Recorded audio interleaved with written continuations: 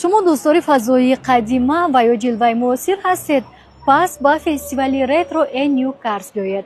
дар ин ҷо шуморо намунаҳои нодири мошинҳои қадим ва мошинҳои насли ҷадид интизор аст то ба ҳар як иштирокчӣ фазои ҷашнӣ бахшад. мо барои беҳтарин тароҳи ретро тӯҳфа омода кардаем.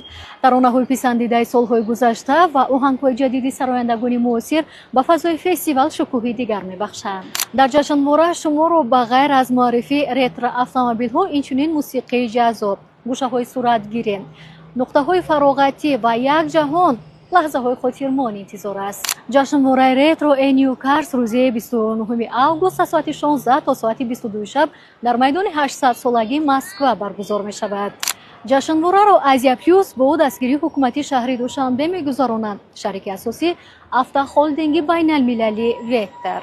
аз Z Mobile миллионгир, ҷоизаи асосӣ миллион сомонӣ ба ҳар моҳ то 30,000 сомонӣ. ҳамагӣ бо арзиши 3,5 сомонӣ айди рамзро бихар ва иштирокчии бозии бурднок шав. Z Mobile роҳи ту ба сӯи миллион. хабарҳои бештар дар телеграм канали Азия Плюс.